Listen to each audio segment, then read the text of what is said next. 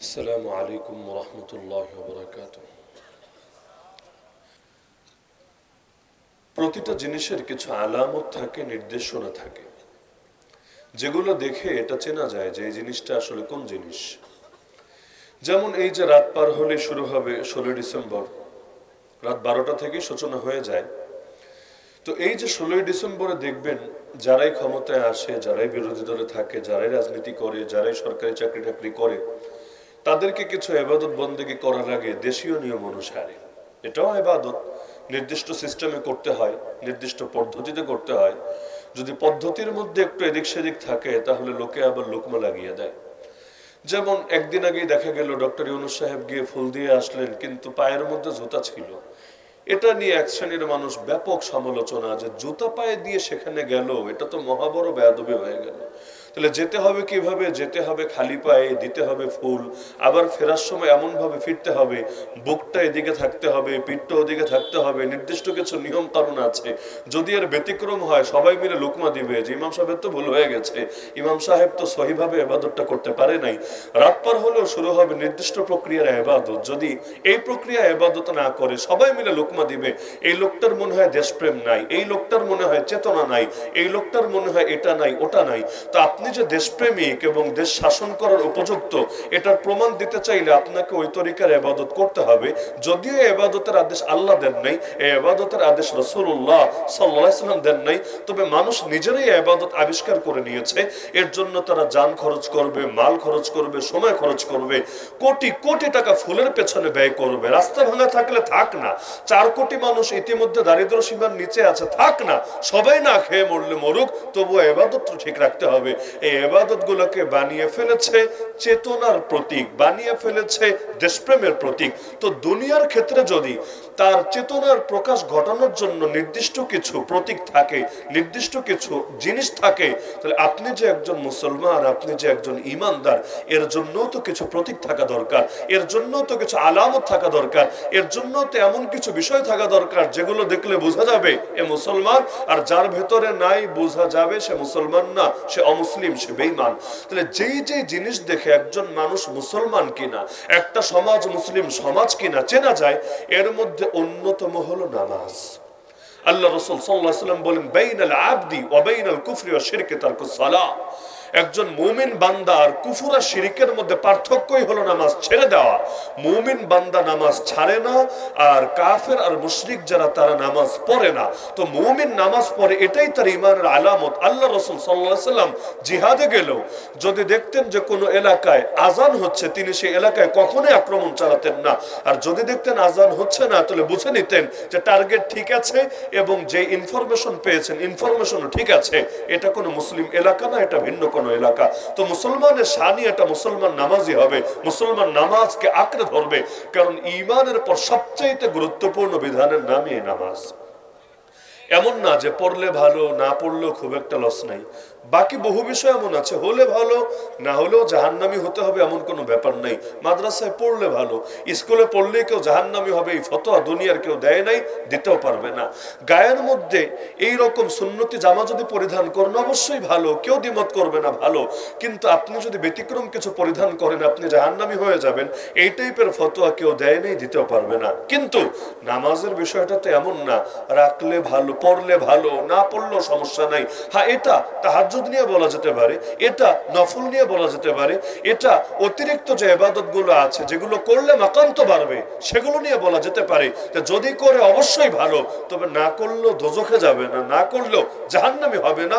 যদিও খুব বেশি উপরেও যেতে পারবে না, মাকাম খুব বেশি বাড়বে না। কিন্তু 5 ওয়াক্ত ফরজ নামাজের বেলায় তো এই কথা চলে না। তো 5 ওয়াক্ত ফরজ নামাজ এতটাই গুরুত্বপূর্ণ বিধান, যদি কখনো মুসলমানরা সরকারেও আসে, সরকার মানে এখনো তো সরকারের মধ্যে নামধারী মুসলমানরাই থাকে, কিন্তু তারা তো আর সরকার পরিচালনা ইসলামের আলোকে করে না, কোরআন সুন্নাহর আলোকে করে না। যদি করত, আল্লাহর কোরআন বলে দিয়েছে যারা সরকার হবে 1 নম্বর দায়িত্বই হলো আল্লাযীনা ইম্মাক্কান্নাহুম ফিল আরদি আকামুস সালাহ। তাদের 1 নম্বর কাজ রাস্তা বানানো না, 1 নম্বর কাজ ব্রিজ বানানো না, 1 নম্বর কাজই হলো নামাজ কায়েম করা। নিজে তো নামাজ পড়বে, সমাজের মধ্যেও নামাজকে প্রতিষ্ঠিত করবে। যারা নামাজ পড়বে না তাদেরকে আইনের আওতায় আনবে, বিচারের আওতায় আদালতে আনবে। কি বিচার করবে? হানাফি মাযহাবের ফতোয়া অনুসারে তাদেরকে ধরে জেলে ঢুকিয়ে রাখা হবে। যদি তারা মুচলেকা দেয় নামাজ পড়বে তবেই ছাড়া হবে, আর যদি পড়তে রাজি না হয় জেলেই পড়ে থাকবে। আর হাম্বলি মাযহাব বড় কঠোর, তাদের ফতোয়া হলো ও আর দুনিয়াতেই বেঁচে থাকার অধিকার রাখে না, কারণ বেঈমান হয়েছে, এখন তাকে মৃত্যুদণ্ডে দণ্ডিত করা হবে। হ্যাঁ, যদি তওবা করে সেটা ভিন্ন আলাপ, কিন্তু সে যদি বলে যে আমি নামাজ পড়বো না, এর উপরই অটল থাকবো, অবিচল থাকবো, তাহলে তাকে বেঈমান হিসাবে মৃত্যুদণ্ডে দণ্ডিত করা হবে। তাহলে এতটাই গুরুত্বপূর্ণ বিধান এই নামাজ। এমনকি নামাজ বাদ দিয়ে সফলতার কথা তো চিন্তাও করা যায় না। সফলতার মালিককে আল্লাহ নিজে কোরআনে ডেকে ডেকে বলছেন, ইয়া আইয়ুহাল্লাযীনা আমানু, হে ওই সকল লোকেরা যারা ঈমান এনেছো, ইস্তাঈনু, আল্লাহর কাছে সাহায্য প্রার্থী হবা, বিসসাবরি ওয়াস সালাহ, সবরের মাধ্যমে এবং নামাজের মাধ্যমে। সবর মানে খালি ধৈর্য না, সবর হলো তিন জিনিসের নাম। গুনাহ করবে না, গুনাহ না করার ব্যাপারে এই যে তার কষ্ট হবে, গুনাহ করতেই মজা, গুনাহ না করতে কষ্ট। কারণ যারা গুনাহে অভ্যস্ত এদের জন্য গুনাহ ছাড়াটা সহজ কোনো ব্যাপার না।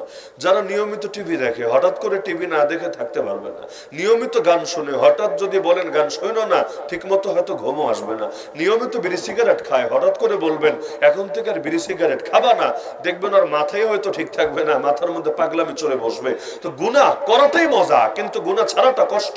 তো সবরের এক নম্বর প্রকার হলো যে আল্লাহর বান্দা এই যে গুনাহ ছাড়ার যে কষ্ট, এই কষ্টটাও সে অবলম্বন করবে, এ ব্যাপারে সবর করবে, ধৈর্য ধারণ করবে। দুই নম্বর, নেক আমল করতেও বড় কষ্ট, অবশ্যই কষ্ট। যত নেক আমল আছে সবগুলো করতে কষ্ট লাগে। কষ্ট লাগে বলে আল্লাহর কাছে মাকাম বাড়ে, কষ্ট না লাগলে মাকাম বাড়বে কেন? জান্নাতকে ঢেকে দেওয়া হয়েছে কষ্টকর জিনিসের দ্বারা, জাহান্নামকে ঢেকে দেওয়া হয়েছে মজাদার জিনিসের দ্বারা, হাদিসের মধ্যে আছে। তো জান্নাতে যেতে চাইলে কষ্ট তো করাই লাগবে। এই নেক আমল করতে যে কষ্ট, ওই কষ্টের ব্যাপারেও সে সবর করে, ধৈর্যের পরিচয় দেয়। আর তিন নম্বরে, যখন কোনো বিপদে পড়ে, মুসিবতে পড়ে, তখন আল্লাহর উপর ভরসা রাখে, আস্থা রাখে, তখনও আল্লাহকে ভোলে না, বরং আল্লাহকেই ডাকে। কারণ মৃত্যুর সংবাদ শুনলেও বলে ইন্না লিল্লাহি ওয়া ইন্না ইলাইহি রাজিউন, জীবন তো আল্লাহরই, ফিরে তো আল্লাহর কাছেই যাব। দুনিয়া থাকার জায়গা নাই। হ্যাঁ, হাম সব মুসাফির है, वही आखिर ठिकाना, कोई आगे रवाना है, कोई पीछे रवाना। এই তিন গুণ যারা ধারণ করে তাদেরকে সবরকারী বলে। এক নম্বরে গুনাহ করে না, দুই নম্বরে নেক আমল করে, তিন নম্বরে বিপদে পড়লেও আল্লাহর ব্যাপারে আজে বাজে কথা বলে না, বিপদে পড়লেও ধৈর্যের পরিচয় দেয়। এই তিন গুণ যারা অবলম্বন করে তাদেরকে সবরকারী বলে। আল্লাহ বললেন, আল্লাহর সাহায্য পেতে চাইলে দুই জিনিস আঁকড়ে ধরবা। এক নম্বর জিনিসের নাম সবর, দুই নম্বর জিনিসের নাম সালাত, নামাজ। ইন্নাল্লাহা মা'আস সাবিরিন, নিশ্চয়ই সবরকারীদের সঙ্গে আল্লাহ আছে।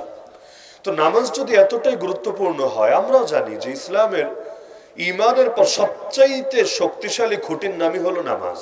মান আকামাহা ফাকাদ আকামাদ-দ্বীন ওয়া মান হাদামাহা ফাকাদ হাদামাদ-দ্বীন। যে এই খুঁটিটাকে দাঁড় করিয়ে রাখলো সে ইসলামকে, তার দ্বীনদারিকে দাঁড় করিয়ে রাখলো, আর যে এই খুঁটিকে ভেঙে ফেললো সে ইসলামকে ভেঙে ফেললো। এজন্য ওমর রাদিয়াল্লাহু তাআলা আনহু তার রাষ্ট্রীয় কর্মকর্তাদের কাছে চিঠি লিখে পাঠিয়েছিলেন, ইন্না আহাম্মা উমুরিকুম ইনদি আস-সালাহ, তোমাদের যত ডিউটি আছে এর মধ্যে আমার কাছে সর্বপ্রধান দায়িত্বের নাম নামাজ। কেন? মান হাফিজাহা ওয়া হাফাযা আলাইহা হাফিযা দীনাহু, যে ব্যক্তি নামাজ হেফাজত করবে, নামাজের ব্যাপারে যত্নবান থাকবে, সে তার দ্বীনকে, পুরো দ্বীনকে হেফাজত করবে। ওয়া মান দাইয়াহা, আর যে নামাজকে বরবাদ করবে, ফাহুয়া লিমা সিওয়াহা আদিয়াউ, সে অন্যগুলোকে আরো বেশি করে বরবাদ করবে। কারণ নবী যে জানিয়েছেন সবচাইতে বড় চোরকে, যে মাহফিলে এসে মোবাইল চুরি করে তারা সবচাইতে বড় চোর বলে না, সবচাইতে বড় চোর যে নামাজের মধ্যে চুরি করে। কারণ আল্লাহর সঙ্গে যে ফাঁকিবাজি করার চেষ্টা করে, বান্দার সঙ্গে ও কি করতে পারে এটা আর বলা লাগে না।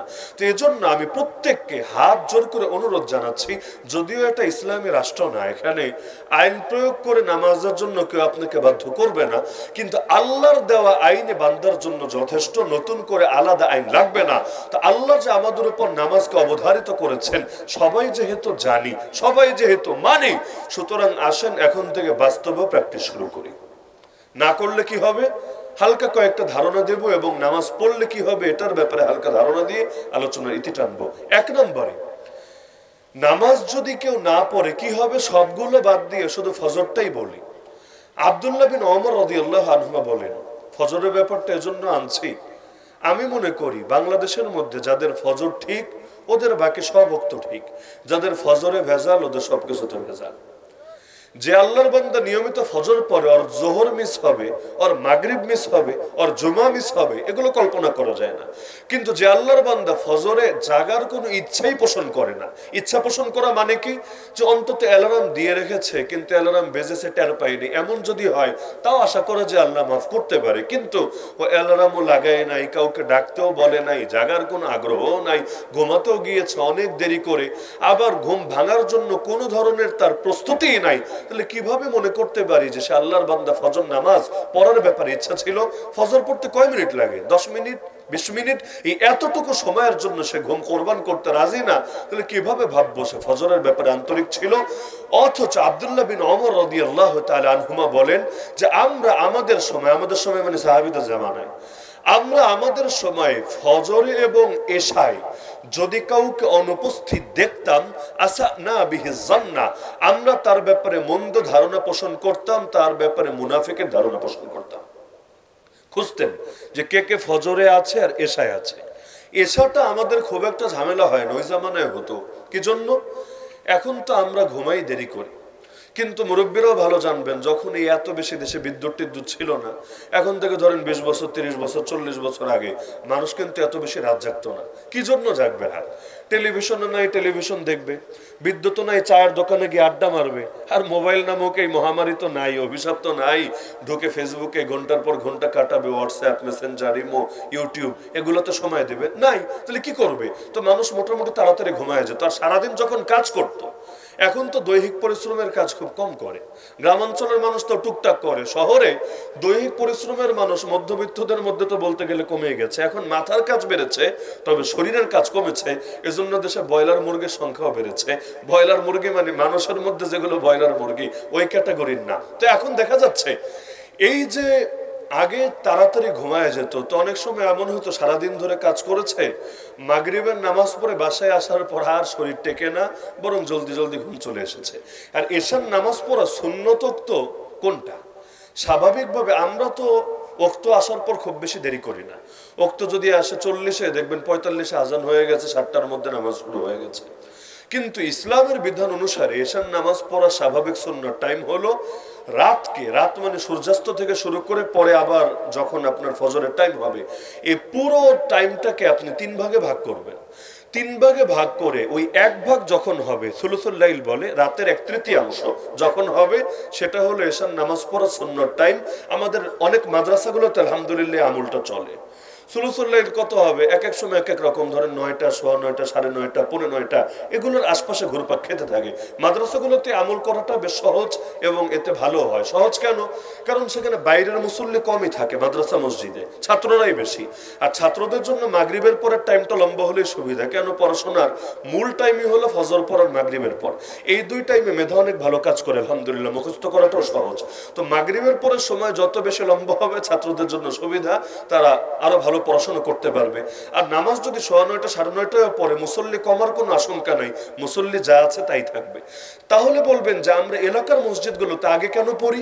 এলাকার মসজিদগুলো আগে পড়ার প্রচলন চালু হয়েছে মূলত আগের যুগের সমস্যার আলোকে। আগের যুগের সমস্যা ছিল যেহেতু মানুষ আগে ভাগে ঘুমাতো গ্রামাঞ্চলে, এখন যদি বলা হয় নামাজ হবে 9:30, একজনও দেখা যাবে আর ঠিক মতো নামাজ পড়বে না, পড়লেও একা একা পড়ে ঘরে ঘুমায়া যাবে। যেমন রমজান মাসে আমরা রোজার দিনগুলোতে আমরা ফজর কিন্তু আগায় পড়ি, সাহারি শেষ হতে দেরি, ওক্ত আসতে না আসতে আজান হয়, আজানের 10 মিনিট 15 মিনিট পরে ফজর নামাজ হয়। অথচ সারা বছর বাকি 11 মাস আমরা কিন্তু ফজর পড়ি মোটামুটি শেষ টাইমে। আমরা ফজর শেষ করে 5 মিনিট 10 মিনিটের মধ্যে সূর্যোদয় হয়ে যায়। তো রমজান মাসে আমরা এই আমলটা কেন করি না? অথচ এটা তো মুস্তাহাব, ফজর নামাজ একটু দেরি করে পড়া এটা মুস্তাহাব। তাহলে আমরা ওই রমাদানুল মুবারকে একভাবে করি, বাকি 11 মাসে আরেকভাবে করি। কেন? শুধুমাত্র এ কারণে যাতে করে মুস্তাহাব ধরতে গিয়ে ফরজটা আবার না যায় ছুটে। এখন রমজান মাসে যদি বলি যে ফজর নামাজ হবে ওই যে সূর্যোদয়ের অল্প কিছুক্ষণ আগে, অর্থাৎ একবার নামাজ শেষ করার পর যদি নামাজে ভুল হয় আর একবার কোন রকম রিপিট করা যায়, এই রকম টাইম বাকি রেখে লাস্ট টাইমে নামাজ পড়া হবে, তাহলে মসজিদে জামাতের মুসল্লি পাওয়া লাগবে না। সাহারি খেয়ে বাসায় নামাজ পড়ে সবাই ঘুমায় যাবে, অনেকে নামাজই পড়বে না, ওই সাহারি খেয়ে ঘুমায় যাবে। তো অন্তত নামাজ পড়ুক, এমন যাতে না হয় যে পাগড়ি বাঁধার ফজিলতের উপর আমল করতে গেল কিন্তু নিচে লুঙ্গি খুলে গেল। কেন? পাগড়ি তো কিনে নাই বা তার বাসায়ও পাগড়ি নাই, পড়বে কি? এখন পাগড়ির ফজিলত শুনে এত এসকো আসলো, সুন্দর মতো লুঙ্গিটা খুইলা মাথায় বেঁধে নিল। তো মুস্তাহাব করতে গিয়ে যাতে ফরজটা না ছোটে, এজন্য রমাদানুল মুবারকে আমরা একটু আগে আগেই পড়ে ফেলি। তো এশার নামাজটা মূলত আগে পড়া শুরু হয়েছিল ওই কারণে, কারণ লোকে ঘুমায় যায়, রাতে বেশি জাগে না। এখনের সময় এখন যদি 9টায় নামাজ পড়েন মুসল্লির ওই ঝামেলা হবে না। কেন? ওই যে 7টায় জাগা সে 9টায়ও জাগা, সে 8:30টায়ও জাগা, সে যদি নামাজে আন্তরিক হয় সে নামাজ পড়বে। কিন্তু আগে ঝামেলা হতো যেটা, যে তাড়াতাড়ি ঘুমায় যেত। তো আল্লাহ রাসূল সাল্লাল্লাহু আলাইহি ওয়াসাল্লামের জামানে সমস্যাটা আরো বেশি ছিল। দিনভর সাহাবীরা কাজ করতেন, তখন তো প্রায় সবাইরই শারীরিক পরিশ্রমের কাজ করতে হতো। তো মাগরিবের নামাজ পড়ে শরীর আর বেশিক্ষণ টিকতো না, ঘুমায় যেত। ওই ঘুমের কারণে দেখা যায় অনেক সময় কারো কারো এসা ছুটে যেত। মুনাফিকদের তো নিয়মিতই ছুটতো, কারণ ওদের দিলে তো আল্লাহর মহাব্বত নাই। আল্লাহর মহাব্বত যেহেতু নাই, কষ্ট করবে কোন দুঃখে? তো দেখা যেত এশার নামাজে কেউ কেউ অনুপস্থিত, অথচ বাকি ওয়াক্তগুলোতে তারা ঠিকই দেখা যাচ্ছে।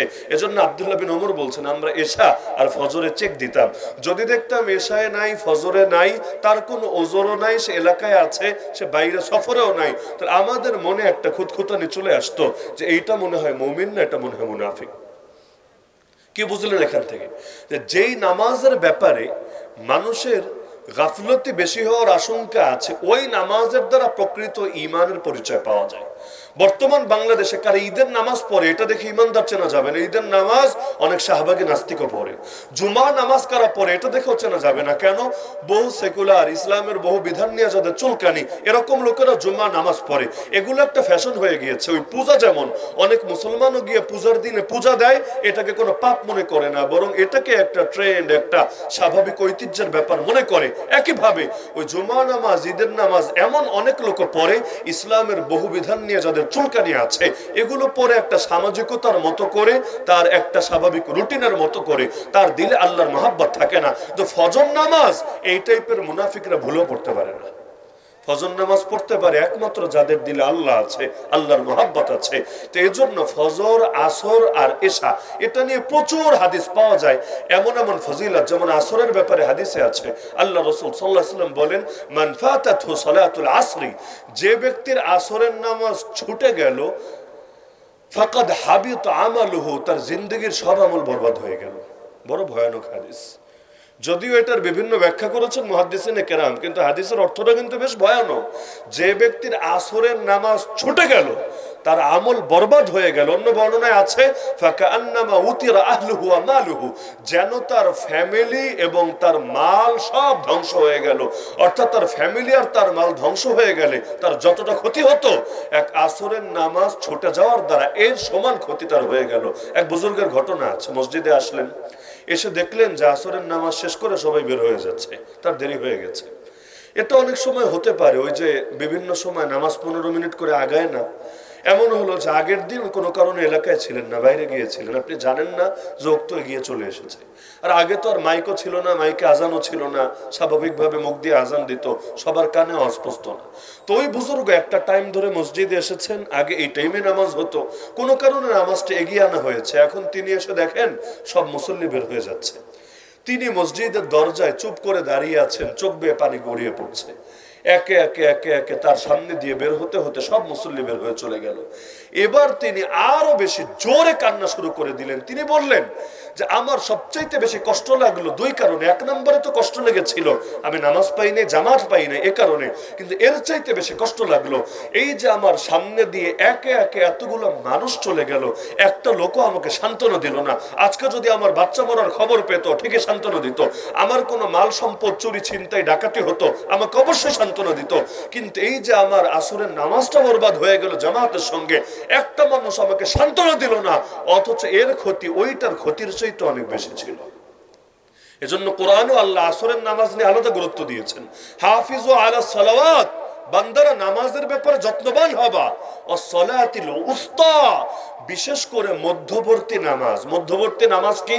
আসরটা কিন্তু মাঝামাঝির নামাজ, আগেও দুইটা পরেও দুইটা, আগে হলো ফজর আর জোহর, পরে হলো মাগরিব আর এশা। 5 ওয়াক্তের মধ্যে মাঝের কোনটা? 3 নাম্বারটা না? 5 ওয়াক্ত যদি হয় মাঝের কোনটা? 3 নাম্বারটা। তো 3 নাম্বার নামাজ কোনটা? আসরের নামাজ। তো আসরের নামাজের ব্যাপারে বিশেষভাবে আল্লাহ বলে দিচ্ছেন যে নামাজ তো সবগুলোর ব্যাপারে যত্নবান থাকবা, তবে মাঝের নামাজটার ব্যাপারে বিশেষ করে যত্নবান থাকবা। কেন? এইটারও মূল কারণ ওই আগের যেটা আমি বলেছি। মূল কারণ কি? সাহাবায়ে কেরাম রাদিয়াল্লাহু আজমাইন দেখা যেত দুপুর বেলা সৌদি আরবে কাজের পরিবেশ থাকতো না, মরুভূমির দেশ, আর যখন সূর্য ঠিক ওই দিনের মাঝামাঝি আসে, এত তাপ বাড়ে, নিচেরও তাপ উপরেও তাপ, উপরে সূর্যের তাপ আর নিচে মরুভূমির রোদগুলো যখন উত্তপ্ত হয়ে যায়, কাজ করা যেত না।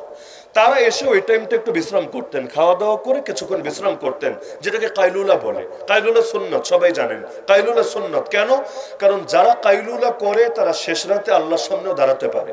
ওই শেষ রাতে আল্লাহর সামনে যদি আপনি দাঁড়ান, তাহাজ্জুদ আদায় করেন, দিনের মাঝামাঝিতে আপনার একটু ক্লান্তি আসবে, খুব স্বাভাবিক ব্যাপার।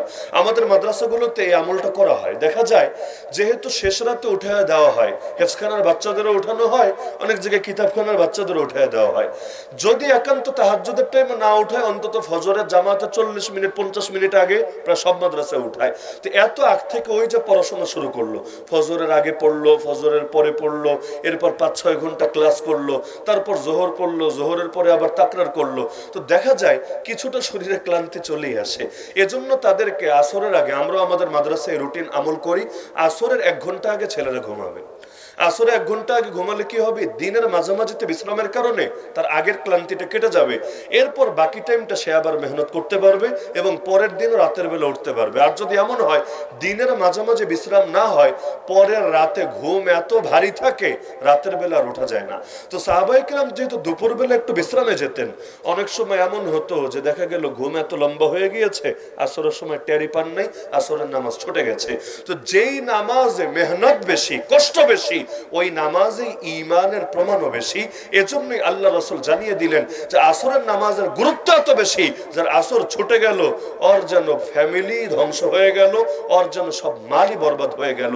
যত আমল এমন আছে যে আমলে ত্যাগ বেশি, কষ্ট বেশি, ওই আমলের মর্যাদা বেশি। যেমন একটা উদাহরণ দেই, কেউ যদি এমন হয় তার শারীরিক চাহিদা কম হতে পারে, আল্লাহ তাআলা সবাইকে একরকম দেন নাই, ওই আল্লাহর বান্দা নিজের নজর হেফাজত করা, নিজের দিল হেফাজত করা, নিজের সবকিছুকে জিনা থেকে হেফাজত করা, এর দ্বারা সে যতটা মাকাম পাবে, আর আরেকজনের চাহিদা অনেক বেশি, তার বারবার শুধু অ্যাক্সিডেন্ট হওয়ার আশঙ্কা থাকে, পা পিছলে যাওয়ার আশঙ্কা থাকে, এরপরও সে প্রতিবার নিজের দড়ি টানে নিজেকে কন্ট্রোল করে, আল্লাহর কাছে এই কষ্ট করনেওয়ালা বান্দার দাম 1000 গুণ বেশি।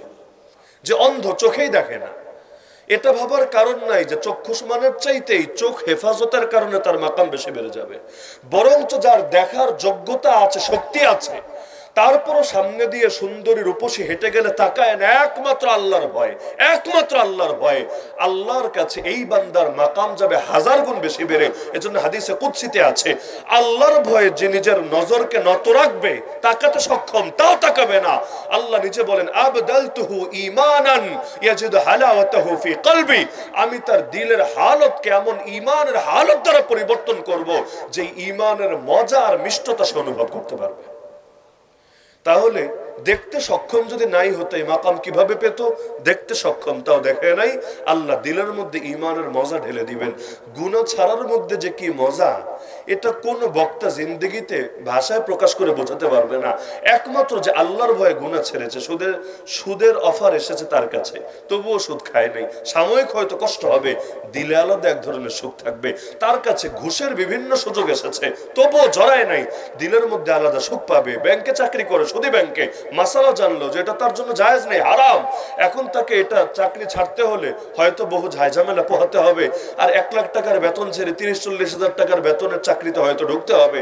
কারণ ব্যাংকের চাকরি এই জামানায় হলো সোনার হরিণের মতো, এর চাইতে আকর্ষণীয় চাকরি কয়জনের আছে, এবং এটা নিয়ে রীতিমতো প্রতিযোগিতা চলে, তাও ছাড়লো, সাময়িক হয়তো কষ্ট হবে, দিলের মধ্যে এমন মজা পাবে যেই মজা ভাষায় প্রকাশ করা সম্ভব না। পর্দা করার কারণে কলেজ ভার্সিটিতে মেয়েদেরকে বহু কথা শোনা লাগে, ছেলেরা যদি এই কলেজ ভার্সিটিতে পড়াশোনা করে দ্বীনি লেবাস ধারণ করে, দাড়ি রাখে এবং সুন্নাহসম্মত জীবন যাপন করে, কত গালি যে খাওয়া লাগে। কমন গালি হলো জঙ্গি, মৌলবাদী, উগ্রবাদী। এরপরও যারা এগুলো কন্টিনিউ করতে পারে, দিলের মধ্যে এমন এক ঈমানের স্বাদ অনুভব করতে থাকে, গোটা দুনিয়া বিক্রি করে দিলেও যে স্বাদ পাওয়া সম্ভব না। এজন্য নেকামলের মজা আছে। আপনারা যারা নিয়মিত ফজর পড়েন, আমাকে বলেন তো, ঘুমে মজা বেশি না ফজরের নামাজে মজা বেশি? যারা পড়ে না এরা জবাব দিলে এই জবাব ভুয়া, এটা কোনো অ্যাকুরেট জবাব হবে না। উঠতে কষ্ট, কোনো সন্দেহ নেই। বিশেষ করে এই জামানায় যখন রাতে ঘুমাই দেরি করে, উঠতে অবশ্যই কষ্ট, আমি অস্বীকার করি না। কিন্তু তারপরও যারা পড়েন এর চাইতে আরো বেশি মজা পায় তারা যারা তাহাজ্জুদ আদায় করে। তাহাজ্জুদ এমন মধু, আল্লাহ রাসূল দেখেন না রাতের বেলা এত লম্বা নামাজ পড়তেন, পা পর্যন্ত ফুলে যেত, পা ফুলে যেত। অন্যরা অবাক। আম্মা জান আয়েশা পর্যন্ত বলছেন, ইয়া রাসূলুল্লাহ, আপনি তো মাসুম, কোনো পাপই নাই। তার মধ্যে আল্লাহ আগের সবও মাফ করে দিয়েছেন, পরের সবও মাফ করে দিয়েছেন, আপনার এত কষ্ট করার দরকার আছে? আল্লাহ রাসূল বলেন, আফালা আকুনু আবদান শাকুরা, আমি কি রবের কৃতজ্ঞশীল বান্দা হব না? বাস্তবতা হলো ইবাদতের দ্বারা নবীজি এমন মজা পেতেন, সাহাবীরা অনুমতি চাইলেন, ইয়া রাসূলুল্লাহ, আপনি তো সাওমে উসাল রাখেন, আমরাও রাখবো। সাওমে উসাল মানে কি? লাগাতার রোজা, সাহরিও নাই, ইফতারও নাই, দিনেও খাওয়া নাই, রাতেও খাওয়া নাই। রোজা রেখেছেন তো রেখেই যাচ্ছেন, দিনেও না খাওয়া, রাতেও না খাওয়া, কিভাবে সম্ভব? এমনি তো রোজার দিন একটু লম্বা হলে অনেকের মেজাজ ঠিক থাকে না। রমজান মাসে অনেককে গিয়ে জিজ্ঞাসা করবেন আসরের পর, চাচা কেমন আছেন? স্বাভাবিক প্রশ্ন। কিন্তু দেখবেন হঠাৎ করে এমন খেপে গেছে, চুপ থাক, বেয়াদব কোথাকার, রোজা রাখিস নাই মনে হয়। আপনার আগের কিছু বলেন নাই, কিন্তু দেখবেন এমনি রেগে গেছে, টেম্পারেচার অল টাইম হট থাকে। তো এইরকম কিছু হালত হয় দিনটা একটু লম্বা হলে। সেখানে দিনেও খাওয়া নাই, রাইতেও খাওয়া নাই, তাও মরুভূমির দেশে, গলায় তো যায় শুকিয়ে কাঠ হয়ে। তার মধ্যে সারাদিন যে ঘুমায় কাটাচ্ছেন এমন তো না। আল্লাহ রাসূল তো সারা দিনও মেহনতে, সারা রাতও মেহনতে। তো এভাবে কিভাবে সম্ভব? তো সাহাবীর অনুমতি চাইলেন। নবী বলেন, খবরদার, তোমাদের জন্য অনুমতি নাই। আইয়ুকুম মিসলি, তোমাদের কে আছো আমার মতো? আমি আমার রবের সঙ্গে রাত কাটায় দেই, আমার রবই আমাকে খাওয়ায়, আমার রবই আমাকে পান করায়। এই খাওয়া মানে আসমান থেকে ডাটা কেবল দিয়ে খাবার নেমে আসে, বিষয়টা এমন না। এই খাবার মানে হলো দিলের মধ্যে আল্লাহ ক্ষুধার অনুভূতি দেয় না, বরঞ্চ পেট ভরা থাকলে যে অনুভূতি দেয় এর চাইতে মজার অনুভূতি ঢেলে দেয়। এমন বহুত মুজাহিদের কারগুজারি শুনেছি। ময়দান একের পরে একদিন চলে যাচ্ছে, খাবার নাই, তাদেরকে লাগাতার লড়াই চালাতে হচ্ছে, কি করবে এখন? তো তারা বলেন যে সূরা ইয়াসিন তেলাওয়াত করতাম, ক্ষুধা বেশি লাগলে সূরা ইয়াসিন পড়তাম। সূরা ইয়াসিন পড়লে মনে হতো পেটটা ভরা ভরাই লাগছে।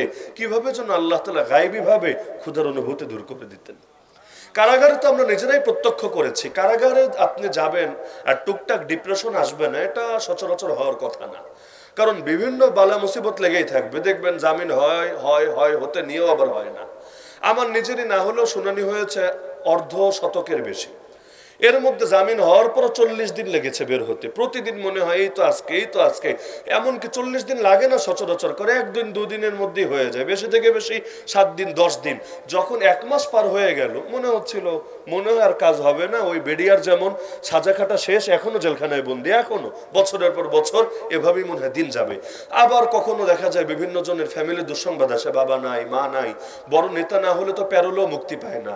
সাধারণ জনতার আবার প্যারোল কি আর শুনানি কি, এই সমস্ত আবেগেরও লোকে দাম দেয় না। তো দেখা যায় বহু রকম দুঃসংবাদ আসে, কারো সংবাদ আসে এই ফ্যামিলিতে এই ঝামেলা, সেই ঝামেলা, বহু রকম।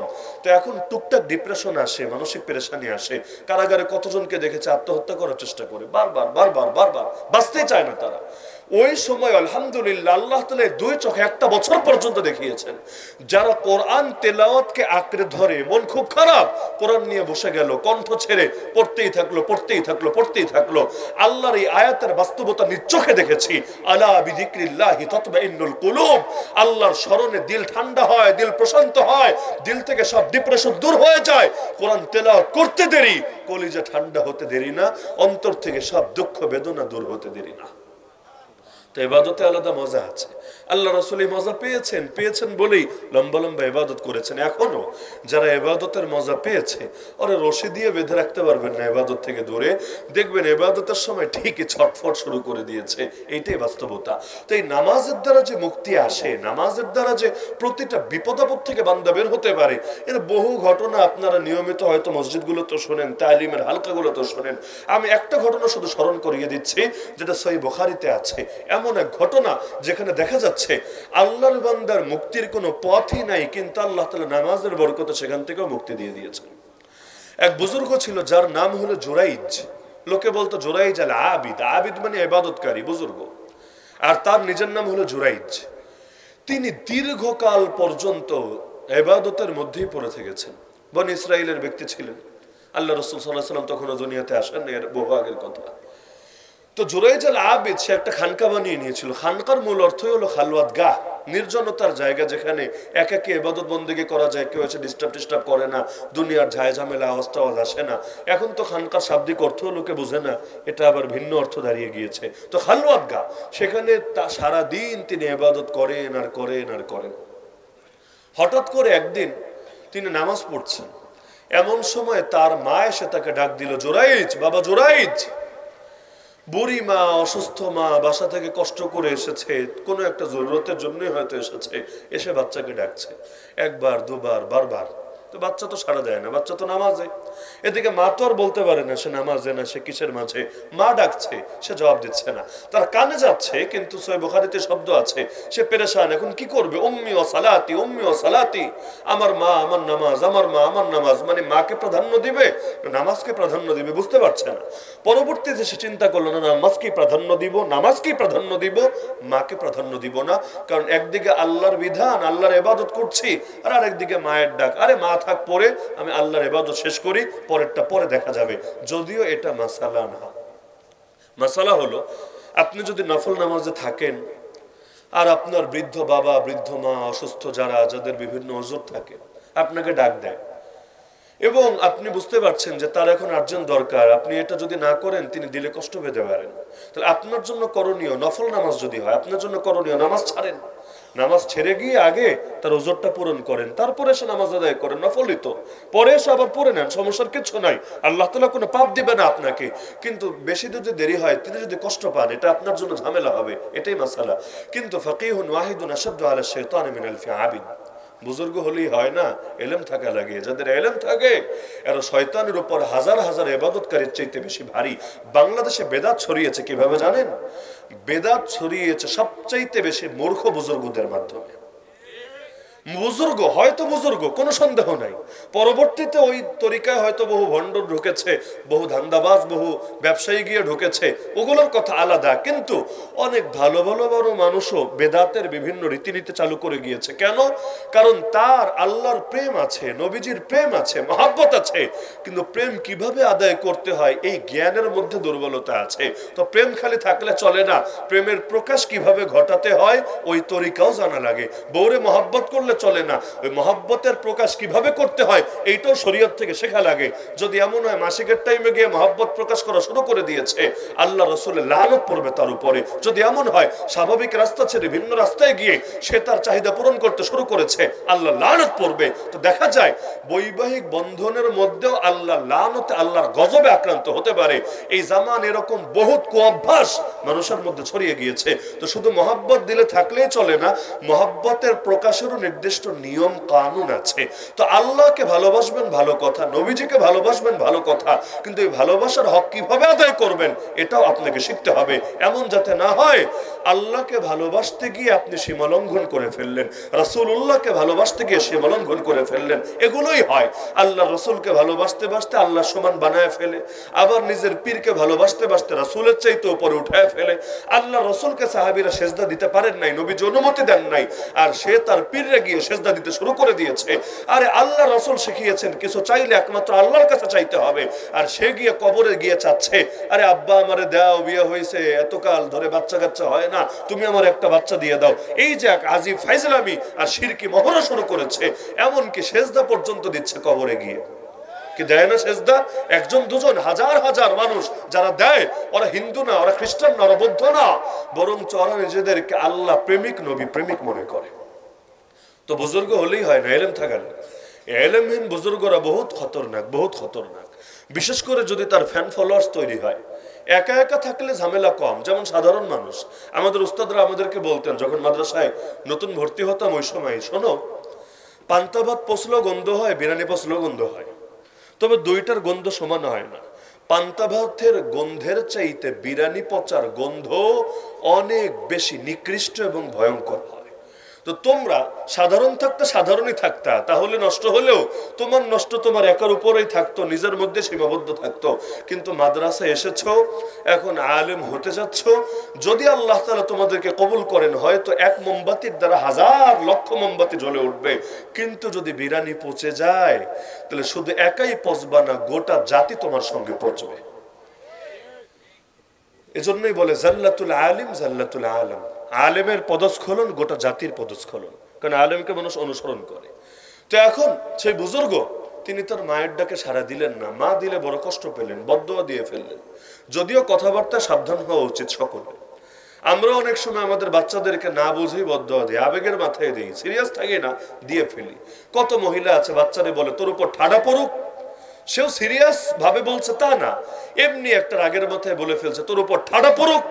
কিন্তু সন্তানের ব্যাপারে বাবা মায়ের দোয়া কবুল হয়ে যেতে পারে, খুবই স্বাভাবিক। আর বিশেষ করে প্রতিদিন এমন একটা টাইম আছে, ওই টাইমে বান্দা যাই চাইবে আল্লাহর কাছে আল্লাহ কবুল করবেন, হাদিসে আছে। কাকতালীয় ভাবে ওই টাইমটা যদি ওই টাইমের সাথে মিলে যায়, ওই সময়ই বললো তোর উপর ঠাডা পড়ুক, যদি কবুল হয়ে যায় পরিণতি কি হবে? আল বালাউ মুআক্কালুন বিল মানতিক, কথার সঙ্গে বিপদ আপদ যুক্ত থাকে। সো এই হাদিসের মধ্যে আছে আল্লাহ রাসূল একদিন এক বুড়ারে দেখতে গেলেন, বুড়া রোগী, জ্বর এসেছে, প্রচন্ড জ্বর, জ্বরে কাতর হয়ে গিয়েছে। তো নবীজির একটা সুন্নত হলো রোগী দেখতে গেলে তার জন্য ছোট দোয়া করা, লা বাসা তাহুরুন ইনশাআল্লাহ। লা বাসা মানে কোনো সমস্যা নাই, নো প্রবলেম, তাহুরুন সুস্থ হয়ে যাবা, ইনশাআল্লাহ যদি চান আল্লাহ। কত সহজ একটা দোয়া, কোনো সমস্যা নাই, টেনশন করো না, সুস্থ হয়ে যাবা যদি চান আল্লাহ। তাহলে নবীজি তার সামনে গিয়ে বললেন, তার কি বলা দরকার ছিল? আমিন, আল্লাহ কবুল করো। কিন্তু বুড়া, ওই বুড়ারও টেম্পারেচার হট হয়ে আছে। বুড়া জবাব দিল কি?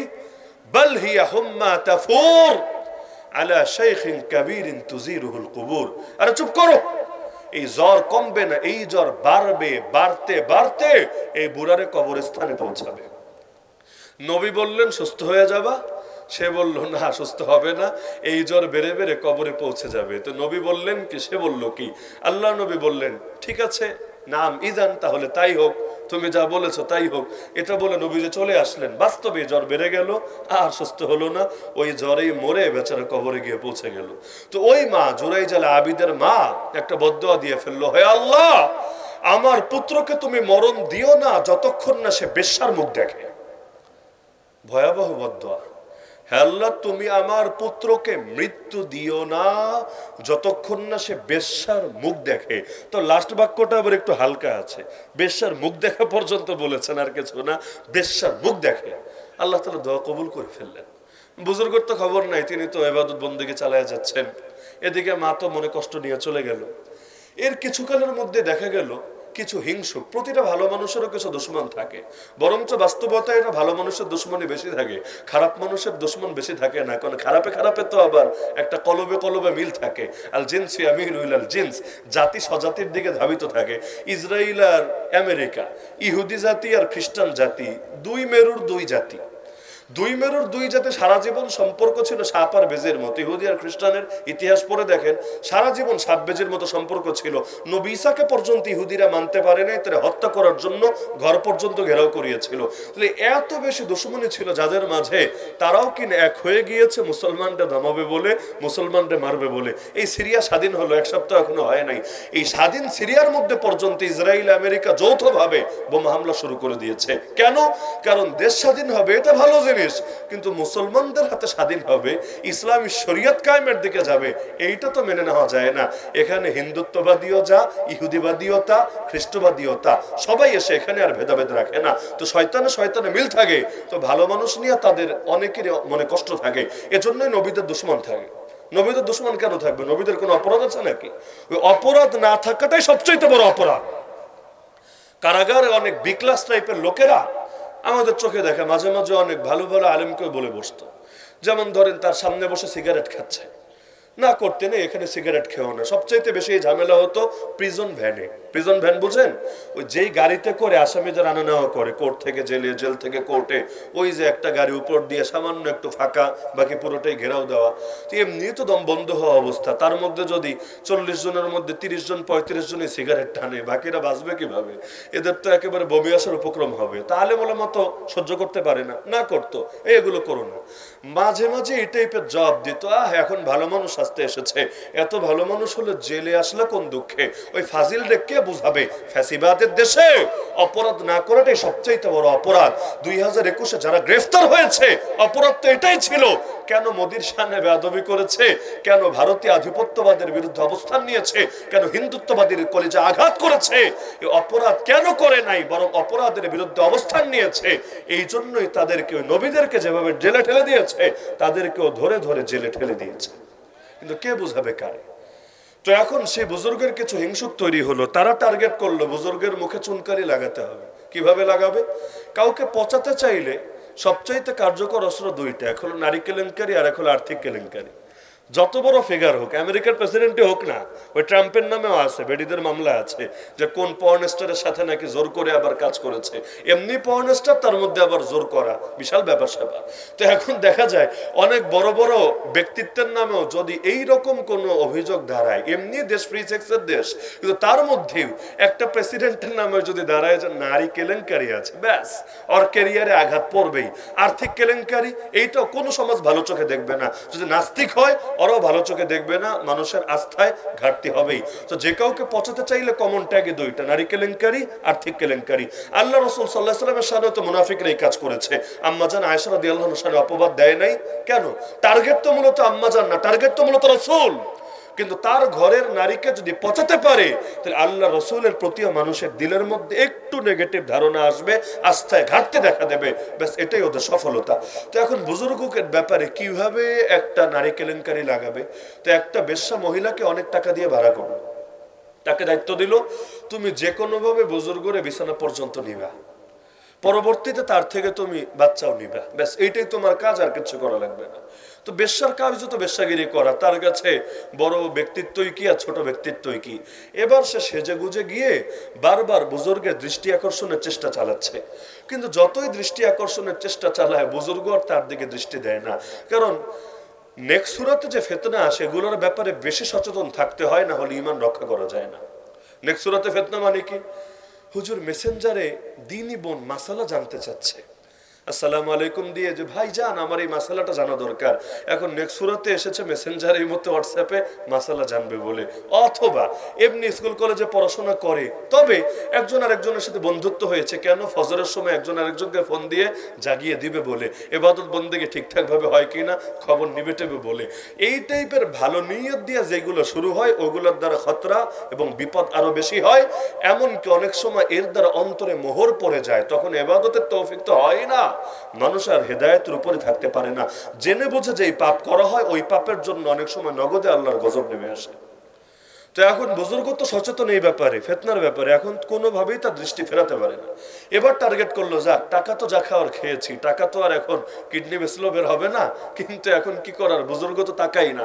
এবার টার্গেট করলো বুজুর্গের এক মুরিদকে, যে মুরিদ ছিল রাখাল। রাখাল বুঝেন তো, গরু ছাগল চড়ায়। রাখালকে টার্গেট করে তার সাথে রিলেশন গড়ে তুললো।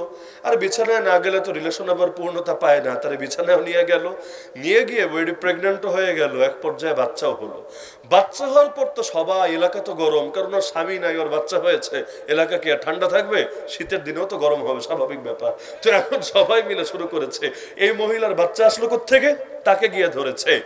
এখন সে চিন্তা করলো, যাক এইটাই সুযোগ, এই সুযোগের কাজে লাগাই, মানুষ তো আর জানে না কার সাথে খাটকা পিয়েছে। এবার সে গিয়ে বলল এই বাচ্চা মূলত হুজুরের বাচ্চা। এখন ডিএনএ টেস্ট তো নাই, এই যুগ হলে তাও অন্তত ডিএনএ টেস্টের সুযোগ ছিল, ওই যুগে তো তাও নাই। এখন হুজুরের বাচ্চা, খালি বলতে দেরি, মানুষ ক্ষেপে হুজুরের খানকায় যেতে দেরি না। আর মহিলা মানুষের চক্রান্ত ডেঞ্জারাস। ইউসুফ আলাইহিস সালাম বলেছিলেন, কোরআনেও আছে সূরা ইউসুফে, ইন্না কাইদাকুন্না মাতিন, তোমাদের নারীদের চক্রান্ত বড় ডেঞ্জারাস। সেই নারী ঘরের নারী হোক আর সেই নারী ক্ষমতায় থাকা নারী হোক, নারী তো নারী, এমন ডেঞ্জারাসগিরি করতে পারে। হিটলার আর মুসলিনি বেঁচে থাকলেও তারা চিন্তায় পড়তো যে আমরাও তো ফেল মনে হয় এদের কাছে।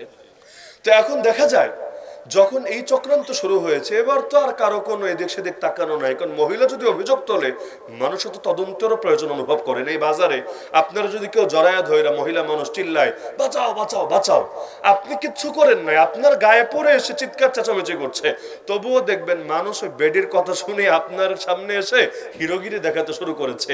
আগে মেরে দাঁত ভেঙে হাত ভেঙে চোখ বের করে আধামরা করে ফেলে রাখবে, তারপর যদি আপনি বলেন আমি কিচ্ছু করি না, আমি তো জানিও না, সিসিটিভি ফুটেজ চেক দাও, এরপর চেক দিয়ে সরি একটা বলে চলে যাবে, কিন্তু ক্ষতি আপনার যাওয়ার হয়ে গিয়েছে। তো এখন সেই বুজুর্গের কথা কেউ আর শুনলো না। খানকায় গিয়ে প্রথমে খানকা ভেঙে গুড়িয়ে দিল, চূর্ণ বিচূর্ণ করে দিল, তাকে কলার ধরে টেনে বাইরে এনে কেউ চর মারতে লাগলো, কেউ ঘুষি মারতে লাগলো, এক একজন এক এক ভাবে আঘাত করতে লাগলো। সেই বুজুর্গ তো বুঝতেই পারছেন না যে কেন করা হচ্ছে। যদি এটা বোঝা যায় যে কেন করা হচ্ছে, তবুও তো দিলে সান্ত্বনা থাকে। তিনি তো বুঝতেই পারছেন না অপরাধ কি, বারবার জিজ্ঞাসা করছেন, বারবার জিজ্ঞাসা করছেন, কিন্তু কেউ জবাবও দেয় না। অবশেষে তিনি বললেন যে ঠিক আছে, আমাকে অন্তত এতটুকু আশ্বস্ত করো, কি অপরাধ, এরপর মেরে ফেললে মেরে ফেলো, কোনো আপত্তি নাই। এবার একজন বললো আকাম করার সময় খবর থাকে না, আর এখন ভাজা মাছটা উল্টে খেতে জানেন না। এবার তিনি তো বুঝলেন যে কাহিনী তো অন্যদিকে গড়িয়ে গেছে। তিনি বললেন আল্লাহর ওয়াস্তে আমাকে 2 রাকাত নামাজ পড়ার সুযোগ দাও। এই বুখারীর ঘটনা শোনানোর উদ্দেশ্য এই পয়েন্টটা, আমাকে 2 রাকাত নামাজ পড়ার সুযোগ দাও। এটা নিয়েও টিটকারি, এখন নামাজ পড়বো, আল্লাহর ওলি হয়ে গেছো, কিচ্ছু বুঝো না, আকাম করার সময় নামাজের কথা মনে থাকে না। তারপর তিনি বললেন, 2-1 মন গড়লো, তারা পানি এনে দিল, উজু করলেন, সেখানেই নামাজে দাঁড়িয়ে গেলেন ওদের সামনে। নামাজ শেষ করেই তিনি বললেন বাচ্চাটা কোথায়, আমাকে নিয়ে চলো। মানুষ মজা নিতে লাগলো, যাক নিজের বাচ্চারা দেখবে, দেখে বাচ্চার চেহারা কেমন হয়েছে, তার ফিলিংসটা কেমন হয় একটু আইডিয়া নেবে। তিনি বাচ্চার কাছে গিয়েই জিজ্ঞাসা করলেন, দুধের বাচ্চা মাত্র এসেছে দুনিয়াতে, এখন 1-2 দিন হয়েছে মাত্র। বাচ্চার কাছে গিয়ে তিনি জিজ্ঞাসা করলেন মান আবুকা, এই বাচ্চা তোর বাপকে নাম বল। সবাই তো অবাক, আরে কাহিনী কি, বাচ্চারা জিজ্ঞাসা করছে তার নাম কে, 1-2 দিনের বাচ্চা, সে কিভাবে বলবে, আল্লাহর কি কুদরত। বাচ্চার জবান খুলে গেল। সেই হাদিসে আছে 3টা বাচ্চা কোলের মধ্যে কথা বলেছে, 3টা বাচ্চা। একটা তো নবী ঈসা আলাইহিস সালাম 1 নম্বরে, সবাই জানেন, দ্বিতীয় হলো জুরাইজ আল আবিদ, আর তৃতীয় আরেকটা বাচ্চা। এই মোট 3টা বাচ্চা তারা কোলের মধ্যে কথা বলেছে, ওই দুধ খাওয়া অবস্থায় কথা বলেছে। তো এখন এই বাচ্চা বলল ফুলানা রাই, অমুক রাখাল হলো আমার বাবা। সঙ্গে সঙ্গে আর তো বুঝতে বাকি থাকলো না, কারণ বাচ্চার জবান থেকে যখন বের হলো, এখন তো আর মানুষের বুঝতে বাকি নাই, পুরো গায়েবী ব্যাপার স্যাপার, স্বাভাবিক কোনো ব্যাপার না। সবাই পায়ে জড়িয়ে পড়ল, পায়ে লাফিয়ে জড়িয়ে ধরলো যে হযরত আল্লাহর ওয়াস্তে মাফ করে দেন, নাহলে আমরা একজন আল্লাহর গজব থেকে বাঁচতে পারবো না। তিনি বললেন ঠিক আছে যাও, তোমাদের নিয়ে কোনো অভিযোগ নাই, তোমরা যাও। তারা বললো আমরা আপনার খানকা ভেঙেছে, স্বর্ণ দিয়ে খানকা বানিয়ে দিব। তিনি বললেন স্বর্ণ লাগবে না আমার, যেভাবে মাটির ছিল ওভাবে মাটিরই বানিয়ে দাও তোমরা। এই যে পুরো ঘটনায় তিনি যে মুক্তি পেলেন কিসের বরকতে, নামাজের বরকতে। আর আমরা বিশ্বাসী হয় না যে নামাজের দ্বারা মুক্তি আসতে পারে। আরে তিনি যে বিপদে পড়েছেন এর চাইতে বড় বিপদে তো আমরা নাই, তিনি যে বিপদে পড়েছেন এর চাইতে বড় বিপদে তো আমরা নাই। তো আল্লাহর এই আয়াতের উপর কেন একই হয় না যে নামাজের দ্বারা আর সবরের দ্বারা মুক্তি আসবে। এজন্য আমি প্রত্যেকের কাছে হাত জোর করে অনুরোধ রাখি, আল্লাহর ওয়াস্তে নামাজের ব্যাপারে একটু সজাগ হন। শেষ করছে 2টা হাদিস শুনিয়ে। আল্লাহ রাসূল বলেন নিঃসন্দেহে মুনাফিকদের উপর সবচাইতে ভারী, সবচাইতে কঠিন হলো 2টা নামাজ। ইন্না আসকালা সালাহ আলাল মুনাফিকিন সালাতুল ইশা ওয়া সালাতুল ফজর। এক হলো ইশার নামাজ আর দ্বিতীয় হলো ফজরের নামাজ। এই 2 নামাজ মুনাফিকদের উপর সবচাইতে কঠিন। তবে মান সাল্লা সুবহা, নবীজি বলেন যে ব্যক্তি ফজর আদায় করবে ফাহুয়া ফি যিম্মাতিল্লাহ, সে আল্লাহর নিরাপত্তায় থাকবে। এমনকি আল্লাহ রাসূল বলেন যে এশা আর ফজর জামাতের সঙ্গে আদায় করবে, আল্লাহ তার আমল নামায় সারা রাত জেগে জেগে ইবাদতের সওয়াব লিখে দিবেন। তো এজন্য আমি প্রত্যেকের নিকট, বিশেষ করে যুবক ভাইদের নিকট, মুরব্বীরা তো পড়েন আলহামদুলিল্লাহ, আমি যুবক ভাইদের নিকট বিশেষভাবে আশা রাখি আল্লাহর ওয়াস্তে নামাজের ব্যাপারে কোনো কম্প্রোমাইজ করেন না, নামাজের ব্যাপারে কোনো গাফলতে দেখেন না। বাকি যা থাকে থাক, অন্তত নামাজটা যদি ঠিক করতে পারেন, কোরআনে বলে দিয়েছে নামাজ ঠিক হলে নামাজই আপনাকে ধীরে ধীরে সব পাপ থেকে বের করে আনবে। ইন্নাস সালাতা তানহা আনিল ফাহশাই ওয়াল মুনকার। তো অন্তত নামাজটা হক আদায় করে পড়েন না, ইনশাআল্লাহ জিন্দেগি পরিবর্তন হবেই হবে, দুনিয়ার মধ্যেই জান্নাতে জান্নাতে সুখ পাওয়ার তৌফিক আল্লাহ দিয়ে দিবে। আর কিয়ামতের দিন আরশের ছায়ায় যে 7 শ্রেণীর মানুষকে আল্লাহ স্থান দেবে বিশেষভাবে, এর মধ্যে এক শ্রেণী হলো এমন যুবকেরা যারা যৌবনকালে আল্লাহর ইবাদত করে, শাবুন নাশা ফি ইবাদাতিল্লাহ। তো নামাজের ব্যাপারে আশাটা করতে পারি তো ইনশাআল্লাহ। নিজেরাও পড়বেন এবং সবাইকে পড়াবেন। ফজরের ব্যাপারে ক্যাম্পেইন শুরু করেন। ফজর নামাজ কারা কারা পড়ে না লিস্ট করে করে ফজর আপনি মসজিদে পড়ে বাসায় গিয়ে উঠে নামাজ পড়ানোর ব্যবস্থা করেন। 1 দিন 2 দিন 4 দিন 10 দিন, এরপর দেখবেন লজ্জায়, নিজের লজ্জায় হোক আর বাপমা লজ্জায় হোক, আর মসজিদে পাঠিয়ে দিবেন ইনশাআল্লাহ। তা আপনারা যুবকরা যদি উদ্যোগ নেন, এলাকায় একটাও বেনামাজি থাকবে না। খালি মাহফিলের উদ্যোগ নিয়েন না, খালি ওই বছরে 2-1 দিন কিছু দান সদকা করার উদ্যোগ নিয়েন না, বরঞ্চ পুরো সমাজটাকে, পুরো এলাকাটাকে নামাজি বানানোর উদ্যোগ নেন, মসজিদকে আবাদ করার উদ্যোগ নেন। বিল্ডিং বানানোর নামে মসজিদকে আবাদ করা না, মুসল্লি দিয়ে মসজিদকে ভরে তোলাই হলো মসজিদকে আবাদ করা। পারবেন তো ইনশাআল্লাহ? পারবেন তো ইনশাআল্লাহ? প্রথমে টার্গেট নেবেন মসজিদের কমিটির একটাও যাতে নামাজ থেকে অনুপস্থিত না থাকে। তুমি ভাই সভাপতি সেক্রেটারি হয়ে বসে থাকবা আর ফজরের সময় নাকটাই না ঘুমাবা, লজ্জা থাকা উচিত। তোমার আগে এনে হাজির করবো মসজিদে, শুরু করে দেন ইনশাআল্লাহ। কেউ যদি গালি দেয় দেখ না, নামাজের দাওয়াত দিতে গিয়ে গালি খাইলে ওই সুবহানাল্লাহ আলহামদুলিল্লাহ বললে যে নেকি এর চাইতে 1000 গুণ বেশি নেকি মিলবে। এই গালিগুলো কিয়ামতের দিন মিজানে নেকের পাল্লায় মাপা হবে। এমনকি নামাজ না পড়লে মুরব্বীরা পিটাবেন ধরে ধরে। কাদেরকে? নিজের অধীনস্থদেরকে। হাদিসে আছে সন্তানের বয়স 7 হলে নামাজের আদেশ দিবা, 10 হলে না পড়লে পিটাবা। আল্লাহ রাসূল বলেছেন। তা আপনার বাচ্চার বয়স তো 20-25, পিটান না কেন? নামাজের জন্য পিটাবেন, এটাও নবীজির সুন্নাত। এই মাইরার বরকতও যদি নামাজ পড়ে কিয়ামতের দিন আপনারে থ্যাংক ইউ দিবে, থ্যাংক ইউ, যে বাপজান তুমি না মারলে তো আমি জাহান্নামী হয়ে যেতাম, মাইরা খুব ভালো করছো, তোমারে মারার জন্য 1000 বার শুকরিয়া জাযাকাল্লাহ। তো নামাজের পরিবেশ কায়েম করবেন তো ইনশাআল্লাহ। আল্লাহ তাআলা তৌফিক দান করুন। আল্লাহ তাআলা মাদ্রাসাকে কবুল করুন, মাদ্রাসার যাবতীয় প্রয়োজন গায়বী খাজানা থেকে পূরণ করুন। আমিন। ওয়া আখিরু দাওয়ানা আলহামদুলিল্লাহি রাব্বিল আলামিন। আসসালামু আলাইকুম ওয়া রাহমাতুল্লাহি ওয়া বারাকাতুহু।